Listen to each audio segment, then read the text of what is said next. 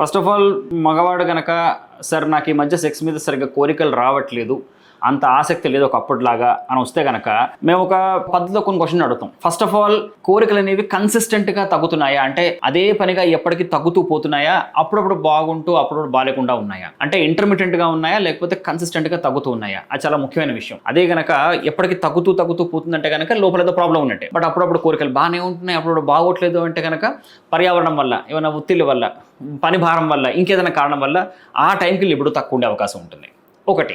ఇంకోటి, లిబిడో తక్కువ ఉంది అంటే సెక్స్ మీద ఆసక్తి, కోరికలు తక్కువ ఉన్నాయి అనేది మాత్రమే మీ కంప్లైంటా, దీంతో పాటు ఇంకేమైనా కంప్లైంట్స్ ఉన్నాయా? ఎందుకంటే టెస్టోస్టెరోన్ అనే హార్మోన్ గనక తక్కువ అయితే అన్నిటికంటే ఫస్ట్ దెబ్బతినే ఒక విషయం లిబిడో, అంటే మగవాళ్ళు సెక్స్ కోరికలు తగ్గిపోతాయి. అది కాకుండా చిన్న చిన్న పనులకే బాగా అలసిపోవడం, పొద్దు లేవగానే మజిల్స్ పెయిన్స్తో లేవడము, దేని మీద సరైన ఆసక్తి చూపించలేకపోవడము, ఏకాగ్రతతో పనిచేయలేకపోవడము, అవి కాకుండా చిన్న చిన్న దెబ్బలకే బోన్స్ ఫ్రాక్చర్స్ అయిపోవడము, సరిగ్గా స్తంభించకపోవడం, ఇవన్నీ గనక ఉండి దాంతో పాటు కూడా సార్ నాకు సెక్స్ మీద కోరికలు సరిగ్గా లేవు అని కనుక ఒక పేషెంట్ చెప్తే అప్పుడు మాకు హార్మోనల్ ఇంబ్యాలెన్స్ ఉందా తెలుస్తుంది, అంటే టెస్టోస్టెరోన్ తక్కువైందని తెలుస్తుంది. అది కాకుండా ఇంకో హార్మోన్ ఉంటుంది బాడీలో, ప్రోలాక్టిన్ అంటాం, అది పిట్యూటరీ గ్లాండ్ నుంచి కిందకి వస్తుంది. ఆ హార్మోన్ కూడా చాలా ఎక్కువగా అయిపోతాయి, నార్మల్ సమపాడంలో ఉండాల్సిన కాకుండా చాలా ఎక్కువగా ఉంటే దానివల్ల కూడా టెస్టోస్టెరోన్ తగ్గి మళ్ళీ లిబిడో తగ్గే అవకాశం ఉంటుంది. సో అలా ఉన్నప్పుడు ఆ పేషెంట్కి ప్రొలాక్టిన్ అనే హార్మోన్ పెరగడానికి కారణాలంటూ కనుక్కుంటాం. ఇవన్నీ కాకుండా పార్ట్నర్ రిలేటెడ్, అంటే ఇంటర్ పర్సనల్ రిలేషన్షిప్స్,